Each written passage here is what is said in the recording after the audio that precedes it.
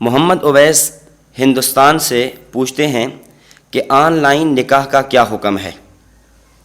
On line یا video کے ذریعے نکاح کا کیا حکم ہے؟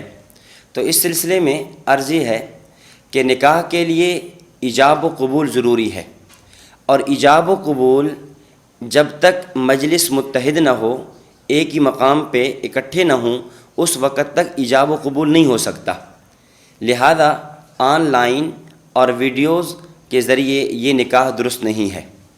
البتہ اس کی ایک صورت اور ہے، وہ یہ ہے کہ فریقین میں سے ایک فریق وہ اپنے نکاح کا کسی کو وکیل بنا لے، اور یہ وکیل دو گواہوں کی موجودگی میں، عام ہے کہ وہ دو گواہ دو مرد ہوں یا ایک مرد اور دو عورتیں ہوں، یہ دو گواہ، یہ فریق ان دو گواہوں کی موجودگی میں ایک فریق اول ایجاب کرے اور یہ فریق غیب کی طرف سے وکیل بن کر قبول کرے، تو یوں نکاح منعقد ہو سکتا ہے۔